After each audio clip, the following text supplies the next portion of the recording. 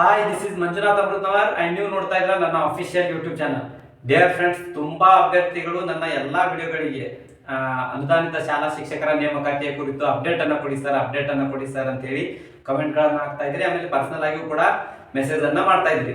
So ಅದಕ್ಕೋಸ್ಕರನೇ ಈ ವಿಡಿಯೋದಲ್ಲಿ ಅನುದಾನಿತ ಶಾಲಾ ಶಿಕ್ಷಕರ ನೇಮಕಾತಿ ಮತ್ತು ಒಂದು ಶಾಕಿಂಗ್ ನ್ಯೂಸ್ ಇದೆ. ಯಾರೆಲ್ಲ ಅಭ್ಯರ್ಥಿಗಳು ಎಡೆಡ್ ಸ್ಕೂಲ್ ಅಲ್ಲಿ ಜಾಯ್ನ್ ಆಗಿದ್ದೀರಿ ಮತ್ತೆ ಯಾವ ಅಭ್ಯರ್ಥಿಗಳು ಜಾಯ್ನ್ ಆಗ್ಬೇಕು ಅಂತ ರೆಡಿ ಆಗಿದ್ದೀರಿ ಅಂತ ಅಭ್ಯರ್ಥಿಗಳಿಗೆ ಹಾರ್ಟ್ ಬ್ರೇಕಿಂಗ್ ನ್ಯೂಸ್ ಅಂತಾನೆ ಹೇಳ್ಬೋದು, ಶಾಕಿಂಗ್ ನ್ಯೂಸ್ ಅಂತಾನೆ ಹೇಳ್ಬೋದು.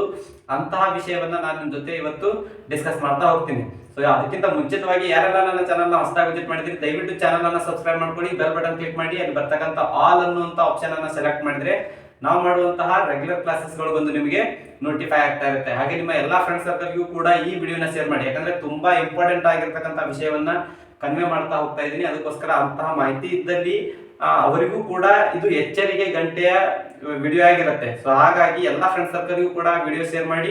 ನಿಮ್ಗೆ ಏನಾದ್ರು ಡೌಟ್ಸ್ ಗಳಿದ್ರೆ ನಿಮ್ಮ ಡೌಟ್ಸ್ ಗಳನ್ನ ಕಮೆಂಟ್ ಬಾಕ್ಸ್ ಅಲ್ಲಿ ಡ್ರಾಪ್ ಮಾಡಿ, ಅದಕ್ಕೆ ಸಂಬಂಧಪಟ್ಟ ಹಾಗೆ ಆನ್ಸರ್ ಕೊಡುವಂತ ಪ್ರಯತ್ನವನ್ನು ಕೂಡ ನಾವು ಮಾಡ್ತಾ ಇದ್ದೀವಿ. ಹಾಗೆ ವಿಡಿಯೋ ಲೈಕ್ ಮಾಡೋದನ್ನ ಮರಿಬೇಡಿ.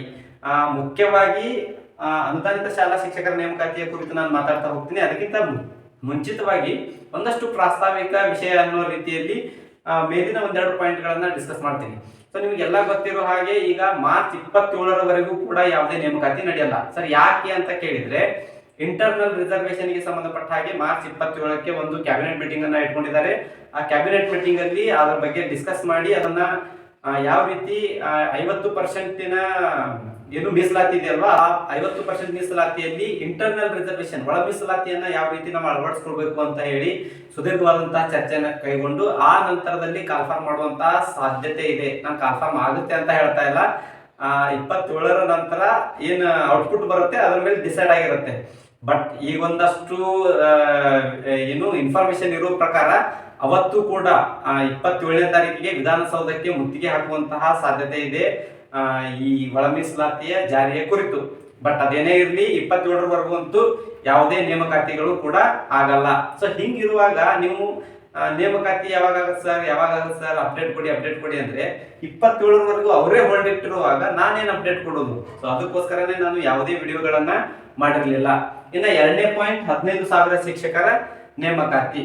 ಈ 15,000 ಶಿಕ್ಷಕರ ನೇಮಕಾತಿ ಬಜೆಟ್ ಅಲ್ಲಿ ಏನಾಗಿದೆ, ಅನೌನ್ಸ್ ಆಗಿದೆ. 15,000 ಪೋಸ್ಟ್ ಅನ್ನ ನಾವು ತುಂಬಿಕೊಳ್ತೀವಿ ಅಂತ ಹೇಳಿ ಅನೌನ್ಸ್ ಮಾಡಿದ್ದಾರೆ. ಬಟ್ ಈ 15,000ರಲ್ಲಿ ಅನುದಾನಿತ ಶಾಲೆಗೆ ಸಂಬಂಧಪಟ್ಟಂತಹ 6,000 ಶಿಕ್ಷಕರ ನೇಮಕಾತಿಯೂ ಕೂಡ ಒಳಗೊಂಡೈತೆ ಅಂತ ಕೇಳಿದ್ರೆ ಇಲ್ಲ. ಯಾಕೆ ಹೇಳ್ತಾ ಇದ್ದೀನಿ ಅಂತ ಹೇಳಿದ್ರೆ, 5,267 ಹುದ್ದೆಗಳು ಹೋದ ವರ್ಷನೇ ಬಜೆಟ್ ಅಲ್ಲಿ ಅನೌನ್ಸ್ ಆಗಿ ಅಪ್ರೂವಲ್ ಕೂಡ ಸಿಕ್ಕಿದೆ. FD ಇಂದ ಅಪ್ರೂವಲ್ ಕೂಡ ಸಿಕ್ಕಿದೆ HK ವಿಭಾಗಕ್ಕೆ ಶಿಕ್ಷಕರ ನೇಮಕಾತಿಯನ್ನು ಮಾಡ್ಬೇಕು ಅಂತ ಹೇಳಿ. ಅದರಲ್ಲಿ 5,267 ಹುದ್ದೆಗಳಿದ್ದಾವೆ. ಆಮೇಲೆ ನಾನ್ HKಕ್ಕೆ 5,000 ಹುದ್ದೆಗಳನ್ನ ತುಂಬಿಕೊಳ್ತಾ ಇದ್ದಾರೆ. ಅದರ ಜೊತೆಗೆ ಕಾಲೇಜು ಮತ್ತೆ ಡಿಗ್ರಿ ಕಾಲೇಜು ಹಾಗೆ ಕ್ರೈಸ್ಟ್ ಸ್ಕೂಲ್ಗಳಲ್ಲಿ, ಈ ಎಲ್ಲಾ ಸ್ಕೂಲ್ಗಳಲ್ಲಿ ಸೇರಿಸಿ 15,000 ಶಿಕ್ಷಕರನ್ನ ನೇಮಕ ಮಾಡಿಕೊಳ್ಳುವುದರಾಗಿ ಕುರಿತು ಬಜೆಟ್ ಅಲ್ಲಿ ಹೇಳಿರುವಂತದ್ದು. ಈ 6,000 ಶಿಕ್ಷಕರು ಈ 15,000ರಲ್ಲಿ ಬರಲ್ಲ. ಇದು ಸಪರೇಟ್ ಆಗಿ ನಡೆಯುವಂತಹ ನೇಮಕಾತಿ ಆಗಿರುತ್ತೆ. ಇದು ಮುಖ್ಯವಾಗಿ ನೀವು ತಿಳಿದುಕೊಳ್ಬೇಕಾದಂತ ವಿಷಯ. ಇನ್ನ ತುಂಬಾ ಅಭ್ಯರ್ಥಿಗಳು ಕೇಳ್ತಾ ಇದ್ರಿ, 15,000 ಶಿಕ್ಷಕರ ನೇಮಕಾತಿಯ ಕುರಿತು ನೀವು ಯಾವುದೇ ವಿಡಿಯೋ ಮಾಡ್ತಾ ಇಲ್ಲ, ಏನು ಅಪ್ಡೇಟ್ ಕೊಡ್ತಾ ಇಲ್ಲ, ಯಾಕೆ ಸರ್ ಅಂತ ಹೇಳಿ. ಏನಂತ ವಿಡಿಯೋ ಮಾಡೋಣ, ಏನಂತ ಅಪ್ಡೇಟ್ ಕೊಡೋಣ? You can find out plenty of videos on this topic. YouTube ಅಲ್ಲಿ ತುಂಬಾ ಚಾನೆಲ್ಗಳಲ್ಲಿ ಈ ವಿಷಯದ ಕುರಿತು ತುಂಬಾ ವಿಡಿಯೋಗಳು ಬರ್ತಾ ಇದಾವೆ. ಅದು ಹೆಂಗ್ ಬರ್ತಾ ಇದಾವೆ ಗೊತ್ತಾ? ಒಂದ್ ರೀತಿಯಲ್ಲಿ ಹೇಳೋದಾದ್ರೆ, ಈ ಡಾಕ್ಟರು ಪೇಷಂಟ್ ಗಳಿಗೆ ಮಾತ್ರೆಗಳನ್ನ ಟ್ಯಾಬ್ಲೆಟ್ಸ್ ಕೊಡ್ತಾರಲ್ವಾ, ಮುಂಜಾನೆ ಒಂದು ತಗೋಬೇಕು, ಮಧ್ಯಾಹ್ನ ಒಂದು ತಗೋಬೇಕು, ಆಮೇಲೆ ರಾತ್ರಿ ಸಮಯದಲ್ಲಿ ಒಂದು ತಗೋಬೇಕು ಅಂತ ಹೇಳಿ. ಹಂಗೆ 15,000 ಶಿಕ್ಷಕರ ನೇಮಕಾತಿ ಅಪ್ಡೇಟ್ ಮಾರ್ನಿಂಗ್, 15,000 ಶಿಕ್ಷಕರ ನೇಮಕಾತಿ ಅಪ್ಡೇಟ್ ಮಧ್ಯಾಹ್ನ, 15,000 ಶಿಕ್ಷಕರ ನೇಮಕಾತಿ ಅಪ್ಡೇಟ್ ರಾತ್ರಿ. ಈ ರೀತಿಯಾಗಿ ವಿಡಿಯೋಗಳು ಬರ್ತಾ ಇದಾವೆ, ತುಂಬಾ ವಿಡಿಯೋಗಳು ಬರ್ತಾ ಇದಾವೆ. ಹಂಗ್ ಬಂದ್ರೆ ಇನ್ನು ಪುಣ್ಯ, ಇನ್ನೂ ಒಂದು ಹೆಜ್ಜೆ ಮುಂದೋಗಿ ಹೆಂಗ್ ಬರ್ತಾ ಇದಾವೆ ಗೊತ್ತಾ? ಮಾತ್ರೆಗಳನ್ನ ಎರಡೆರಡು ಕೊಟ್ಟಿರ್ತಾರೆ. ಬ್ರೇಕ್ಫಾಸ್ಟ್ ಗಿಂತ ಮುಂಚೆ ಒಂದ್ ಮಾತ್ರೆ, ಬ್ರೇಕ್ಫಾಸ್ಟ್ ಆದ್ಮೇಲೆ ಒಂದ್ ಮಾತ್ರೆ, ಲಂಚ್ ಗಿಂತ ಮುಂಚೆ ಒಂದ್ ಮಾತ್ರೆ, ಲಂಚ್ ಆದ್ಮೇಲೆ ಒಂದ್ ಮಾತ್ರೆ, ರಾತ್ರಿ ಡಿನ್ನರ್ ಗಿಂತ ಮುಂಚೆ ಒಂದ್ ಮಾತ್ರೆ, ಡಿನ್ನರ್ ಆದ್ಮೇಲೆ ಒಂದ್ ಮಾತ್ರೆ ಅನ್ನೋ ರೀತಿಯಲ್ಲಿ ಮಾತ್ರೆಗಳನ್ನ ಕೊಟ್ಟಿರ್ತಾರೆ. ಇದನ್ನು ಕೂಡ ಹಂಗೆ ಮಾಡಿಟ್ಟಿದ್ದಾರೆ. ಮುಂಜಾನೆ 2 ವಿಡಿಯೋ, ಮಧ್ಯಾಹ್ನ 2 ವಿಡಿಯೋ, ರಾತ್ರಿ ಮಲಗುವಾಗ 2 ವಿಡಿಯೋ, 15,000 ಶಿಕ್ಷಕರ ನೇಮಕಾತಿ ಅಪ್ಡೇಟ್ ಅಂತ ಇರುತ್ತೆ. ಎಲ್ಲಾನು ನೋಡಿದ್ರು ಅದೇ ಕಂಟೆಂಟು. ಸೊ ಹಾಗಾಗಿ ಅದರಲ್ಲಿ ನಂದು ಒಂದು ಇರ್ಲಿ ಅನ್ನುವಂತಹ ವಿಡಿಯೋ ಬೇಡ ಅಂತ ಹೇಳಿ ನಾನು ಆ ವಿಷಯದ ಕುರಿತು ವಿಡಿಯೋ ಮಾಡಿರ್ಲಿಲ್ಲ. ಇನ್ನ ನನ್ನ ಮೇನ್ ಇಂಟೆನ್ಷನ್ ಏನಂತ ಹೇಳಿದ್ರೆ ಮಾರ್ಚ್ 17ರವರೆಗೂ ಎಲ್ಲ ಹೋಲ್ಡ್ ಆಗಿರುವಾಗ ಈ 15,000 ಶಿಕ್ಷಕರ ನೇಮಕಾತಿ ಅಪ್ಡೇಟ್ ತಗೊಂಡು ಏನ್ ಮಾಡೋದೈತಿ, ಇನ್ನೂ ಅವ್ರು ಮಾರ್ಚ್ 27ರ ನಂತರ ಕಾಲ್ಫಾರ್ಮ್ ಮಾಡ್ತಾರೋ ಇಲ್ಲೋ ಅದೇ ಡೌಟ್ ಆಗಿದೆ. ಹಾಗಾಗಿ ಇದರ ಕುರಿತು ಮತ್ತೆ ನಾವು ಒಂದು ವಿಡಿಯೋ ಮಾಡೋದೇನು ಅವಶ್ಯಕತೆ ಇಲ್ಲ ಅಂತ ಅನ್ಕೊಂಡು ನಾನು ಈ ವಿಷಯದ ಕುರಿತು ಮಾತನಾಡಿರಲಿಲ್ಲ. ಈಗ 6,000 ಶಿಕ್ಷಕರ ನೇಮಕಾತಿ ಅದರಲ್ಲಿ ಸೇರಲ್ಲ ಅಂತ ಹೇಳಿದೆ. ಇದನ್ನ ಸಪರೇಟ್ ಆಗಿ ಕಾಲ್ ಮಾಡ್ತಾರೆ. ಅದು ಹೆಂಗ್ ಕಾಲ್ ಮಾಡ್ತಾರೋ ಅದು ಶಿಕ್ಷಣ ಸಚಿವರಿಗೆ ಗೊತ್ತು. ನೀವು ಅವರನ್ನೇ ಕೇಳಬೇಕು ಇದ್ರ ಬಗ್ಗೆ. ಮತ್ತೆ ನನ್ನನ್ನ ಕೇಳಿದ್ರೆ ನನ್ನ ಹತ್ರನೂ ಕೂಡ ಆನ್ಸರ್ ಇಲ್ಲ. ಇನ್ನ ಮೇನ್ ಆಗಿ ಯಾವೆಲ್ಲ ಅಭ್ಯರ್ಥಿಗಳು ಏಡೆಡ್ ಸ್ಕೂಲ್ ಅಲ್ಲಿ ವರ್ಕ್ ಮಾಡ್ಲಿಕ್ಕೆ ಇಷ್ಟಪಡ್ತಾ ಇದ್ರಿ, ಅಂದ್ರೆ ಈಗ ಜಾಯಿನ್ ಆಗ್ಬೇಕು ಅಂತ ಹೇಳಿ ಇಷ್ಟಪಡ್ತಾ ಇದ್ರಿ, ಆಮೇಲೆ ಜಾಯಿನ್ ಆಗಿ ವರ್ಕ್ ಮಾಡ್ತಾ ಇದ್ರಿ, ಇನ್ನೂ ಅಪ್ರೂವಲ್ ಆಗದೆ ಇರುವಂತಹ ಅಭ್ಯರ್ಥಿಗಳು, ಇಲ್ಲಿ ಇಂತಹ ಅಭ್ಯರ್ಥಿಗಳಿಗೆ ಒಂದು ಶಾಕಿಂಗ್ ನ್ಯೂಸ್ ಇದೆ ಅಂತ ನಾನು ಅವಾಗ ಹೇಳಿದೆ. ಈಗ ಅದನ್ನ ನಿಮ್ಗೆ ಡೀಟೇಲ್ ಆಗಿ ಮಾತಾಡ್ತಾ ಹೋಗ್ತೀನಿ. ಏನದು ಅಂತ ಹೇಳಿದ್ರೆ, ಸರ್ಕಾರಿ ಮತ್ತು ಅನುದಾನಿತ ಶಾಲೆಯಲ್ಲಿ ಈ 2025 ಮತ್ತು 26ನೇ ಸಾಲಿನಿಂದ ಫೇಶಿಯಲ್ ಅಟೆಂಡೆನ್ಸ್ ಅನ್ನ ಜಾರಿಗೊಳಿಸ್ತಾ ಇದ್ದಾರೆ. AI ಬೇಸ್ಡ್ ಫೇಶಿಯಲ್ ಅಟೆಂಡೆನ್ಸ್ ಅನ್ನ ಜಾರಿಗೊಳಿಸ್ತಾ ಇದ್ದಾರೆ.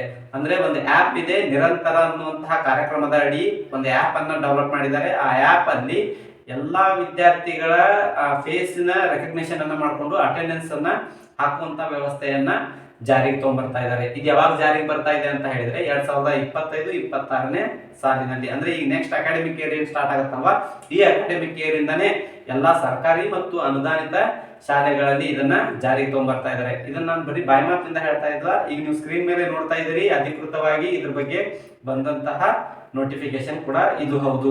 ಸೊ ಈ ರೀತಿಯಾಗಿ ಏನಾದ್ರೂ ಬಂತು ಅಂದ್ರೆ ಜಾರಿ ಮಾಡ್ತೀವಿ ಅಂತ ಹೇಳಿ ನೋಟಿಫಿಕೇಶನ್ ಕೊಟ್ಟಿದ್ದಾರೆ, ಎಲ್ಲ ಆಗಿದೆ.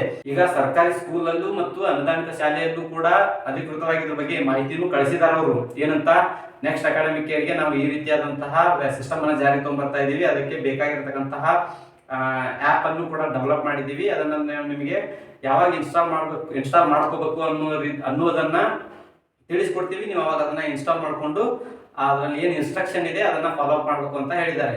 ಸೊ ಈ ರೀತಿ ಏನಾದ್ರು ಆದ್ರೆ ತುಂಬಾ ಅಭ್ಯರ್ಥಿಗಳು ಕೇಳ್ಬೋದು, ಈಗ ಏನಾಗುತ್ತೆ ಸರ್ ಫೇಶಿಯಲ್ ಐಡೆಂಟಿಫಿಕೇಶನ್ ಅಥವಾ ರೆಕಗ್ನಿಷನ್ ಸಿಸ್ಟಮ್ ಬಂದ್ರೆ ಏನ್ ಪ್ರಾಬ್ಲಮ್ ಆಗುತ್ತೆ ಅಂತ ಕೇಳಿದ್ರೆ, ಎಷ್ಟೋ ಸ್ಕೂಲ್ಗಳಲ್ಲಿ ವಿದ್ಯಾರ್ಥಿಗಳ ಸಂಖ್ಯೆ, ಈ ರೂಲ್ಸ್ ಏನಿದೆ ಅಂತ ಮೊದಲು ಹೇಳ್ಬಿಡ್ತೀನಿ. ಪ್ರತಿ ತರಗತಿಯಲ್ಲೂ 25 ವಿದ್ಯಾರ್ಥಿಗಳು ಹೆಡ್ ಕೌಂಟ್ ಇರಬೇಕು. 8th ಸ್ಟ್ಯಾಂಡರ್ಡ್ ಅಲ್ಲಿ 25 ಹೆಡ್ ಕೌಂಟ್ ಇರಬೇಕು, 9th ಸ್ಟ್ಯಾಂಡರ್ಡ್ ಅಲ್ಲಿ 25 ಹೆಡ್ ಕೌಂಟ್ ಇರಬೇಕು, 10th ಸ್ಟ್ಯಾಂಡರ್ಡ್ ಅಲ್ಲಿ 25 ಹೆಡ್ ಕೌಂಟ್ ಇರಬೇಕು. ಅಡ್ಮಿಷನ್ ಮಾಡಲ್ಲ ಅವರು. ನಿಮ್ಮ ಅಟೆಂಡೆನ್ಸ್ ಬುಕ್ ಅಲ್ಲಿ ಅಥವಾ ನಿಮ್ಮ ಸ್ಯಾಟ್ಸ್ ಅಲ್ಲಿ ಅಡ್ಮಿಷನ್ ಪ್ರತಿ ಕ್ಲಾಸ್ಗೆ 30-35 ಅಡ್ಮಿಷನ್ ಇದ್ರೂ ಕೂಡ ಫಿಸಿಕಲ್ ಆಗಿ ಪ್ರತಿ ಕ್ಲಾಸ್ ಅಲ್ಲಿ ಎಷ್ಟು ವಿದ್ಯಾರ್ಥಿಗಳು ಇದ್ದಾರೆ ಅನ್ನೋದನ್ನ ಅವರು ಫೈಂಡ್ ಔಟ್ ಮಾಡ್ತಾ ಇದ್ದಾರೆ. ಸೊ ಹಾಗಾಗಿ ತುಂಬಾ ಸ್ಕೂಲ್ಗಳಲ್ಲಿ ಅಟೆಂಡೆನ್ಸ್ 30 ಅಥವಾ 25 ಮೇಲೇನೆ ಅಟೆಂಡೆನ್ಸ್ ಇದ್ರೂ ಕೂಡ ಫಿಸಿಕಲ್ ಆಗಿ 16, 15, 12, 19 ವಿದ್ಯಾರ್ಥಿಗಳು ಮಾತ್ರ ಪ್ರತಿ ತರಗತಿಯಲ್ಲಿ ಇರ್ತಾರೆ. ಸೊ ಅಂತ ಸ್ಕೂಲ್ಗಳಿಗೆ ಈ ವ್ಯವಸ್ಥೆ ಏನಾದ್ರು ಜಾರಿಗೆ ಬಂದಿದ್ದೇ ಆದ್ರೆ ಅಂತ ಸ್ಕೂಲ್ಗಳು ಮುಚ್ಕೊಳ್ತವೆ. ಅದಕ್ಕೋಸ್ಕರನೇ ನಾನು ಹೇಳ್ತಾ ಇದ್ದೀನಿ, ಯಾರೆಲ್ಲ ಅಂತ ಶಾಲೆಯಲ್ಲಿ ವರ್ಕ್ ಮಾಡ್ತಾ ಇದ್ದೀರಿ ಅಂತವರು ನಿಮ್ಮ ಅಟೆಂಡೆನ್ಸ್ ಅನ್ನ, ಅಂದ್ರೆ ಅಡ್ಮಿಷನ್ ಅನ್ನ ಹೆಚ್ಚಿಗೆ ಮಾಡ್ಕೊಳ್ಳಿಕ್ಕೆ ಪ್ರಯತ್ನ ಪಡಿ. ಪ್ರತಿ ತರಗತಿಯಲ್ಲೂ ಕೂಡ ಫಿಸಿಕಲ್ ಆಗಿ 25 ಮೇಲೆ ಇರುವ ಹಾಗೆ ನೋಡ್ಕೊಳ್ಳುವಂತಹ ಜವಾಬ್ದಾರಿಯನ್ನ ಈಗಲೇ ತಗೊಂಡ್ರೆ ಮುಂದೆ ನೀವು ಸಂಕಷ್ಟಕ್ಕೆ ಒಳಗಾಗಲ್ಲ. ಇದಂತೂ ಬರುವುದು ಪಕ್ಕಾ ಗ್ಯಾರಂಟಿ. 2025 ಮತ್ತು 26ನೇ ನೆಕ್ಸ್ಟ್ ಅಕಾಡೆಮಿಕ್ ಇಯರ್ಗೆ ಖಂಡಿತವಾಗಿ ಇದು ಜಾರಿಗೆ ಬರುತ್ತೆ. ಸೊ ಇದರ ಆಧಾರದಲ್ಲಿ ಯಾರೆಲ್ಲ ಅಭ್ಯರ್ಥಿಗಳು ಹೊಸದಾಗಿ ಜಾಯಿನ್ ಆಗ್ಬೇಕಂತ ಇದ್ರಿ ಅಂತವ್ರಿಗೆ ಒಂದು ಕಿವಿ ಮಾತು ಏನಂತ ಹೇಳಿದ್ರೆ, ಸ್ಕೂಲ್ಗಳನ್ನ ನೋಡ್ಲಿಕ್ಕೆ ಹೋದಾಗ ಈ ವಿಷಯವನ್ನ ಗಮನದಲ್ಲಿಟ್ಟುಕೊಂಡು ಪ್ರತಿ ತರಗತಿಯಲ್ಲೂ ಹೆಡ್ ಕೌಂಟ್ ಎಷ್ಟಿದೆ ಅನ್ನೋದನ್ನ ನೋಡಿಕೊಂಡು ಆಮೇಲೆ ಕಮಿಟ್ಮೆಂಟ್ ಆಗಿ, ಅಲ್ಲಿವರೆಗೂ ಅನಾವಶ್ಯಕವಾಗಿ ಅಮೌಂಟ್ ಕೊಟ್ಟು ಕಮಿಟ್ಮೆಂಟ್ ಆಗಿ ಏನು ತೊಂದರೆಗೊಳಗಾಗಬೇಡಿ. ಇದು ನನ್ನ ಹಂಬಲ್ ರಿಕ್ವೆಸ್ಟ್ ನಿಮಗೆ. ಯಾಕಂತ ಹೇಳಿದ್ರೆ ದುಡ್ಡು ಅಂತ ಹೇಳಿದ್ರೆ ಎಲ್ಲಾರ್ದು ಒಂದೇ. ಒಂದ್ಸಾರಿ ನೀವು ದುಡ್ಡು ಕೊಟ್ಟು ಸಿಕ್ಕಾಕೊಂಡ್ರಿ ಅಂತ ಹೇಳಿದ್ರೆ ಅದರಿಂದ ಹೊರಗೆ ಬರೋದು ತುಂಬಾ ಕಷ್ಟ ಆಗುತ್ತೆ. ಅದಕ್ಕೋಸ್ಕರನೇ ಎಲ್ಲಾ ವಿಷಯಗಳನ್ನ ಮೊದಲಿಗೆ ನೋಡಿಕೊಂಡು ಆಮೇಲೆ ಕಮಿಟ್ಮೆಂಟ್ ಆಗೋದು ತುಂಬಾ ಒಳ್ಳೆಯದು. ಹಾಗೆ ಇನ್ನೊಂದು ವಿಷಯ ಏನಂತ ಹೇಳಿದ್ರೆ, ಅನುದಾನಿತ ಶಾಲೆಗೆ ಸಂಬಂಧಪಟ್ಟ ಹಾಗೆ ಇನ್ನೂ ಏನಾದರೂ ಹೆಚ್ಚಿನ ಮಾಹಿತಿಗಳು ಬೇಕಂತ ಹೇಳಿದ್ರೆ ನೀವು ನನ್ನ ಕಾಂಟ್ಯಾಕ್ಟ್ ಕೂಡ ಮಾಡ್ಬೋದು. ಯಾವ ರೀತಿ ಅಂತ ಹೇಳಿದ್ರೆ, ನನ್ನ ಚಾನಲ್ ಅನ್ನ ಜಾಯಿನ್ ಮಾಡ್ಕೊಳ್ಳೋದ್ರ ಮುಖಾಂತರ, ಸಬ್ಸ್ಕ್ರೈಬ್ ಮಾಡ್ಕೊಳ್ಳೋದು ಬೇರೆ, ಸಬ್ಸ್ಕ್ರೈಬ್ ಮಾಡ್ಕೊಂಡ್ರೆ ನೀವು ನನ್ನ ವಿಡಿಯೋಗಳನ್ನ ನೋಡ್ಬೋದು. ಬಟ್ ನನ್ನ ಚಾನಲ್ ಅನ್ನ ಜಾಯಿನ್ ಮಾಡ್ಕೊಳ್ಳೋದ್ರ ಮುಖಾಂತರ ನನ್ನ ಕಾಂಟ್ಯಾಕ್ಟ್ ನಂಬರ್ ಅನ್ನು ನೀವು ಪಡೆದುಕೊಂಡು ಏಡೆಡ್ ಸ್ಕೂಲಿಗೆ ಸಂಬಂಧಪಟ್ಟಂತಹ ಏನೇ ಇನ್ಫಾರ್ಮೇಶನ್ ಇದ್ರೂ ಕೂಡ ನೀವು ನನ್ನನ್ನು ಕಾಂಟ್ಯಾಕ್ಟ್ ಮಾಡಿ ತಿಳಿದುಕೊಳ್ಬಹುದು. ಸೊ ಇದಷ್ಟು ಇವತ್ತಿನ ಮಾಹಿತಿ ಆಗಿತ್ತು. ಇನ್ನು ಇದೇ ರೀತಿ ಮತ್ತೊಂದು ವಿಡಿಯೋದಲ್ಲಿ ಹೊಸ ಮಾಹಿತಿಯೊಂದಿಗೆ ಮೀಟ್ ಮಾಡೋಣ. ಅಲ್ಲಿವರೆಗೂ ಬಾಯ್, ಹ್ಯಾವ್ ಅ ನೈಸ್ ಡೇ.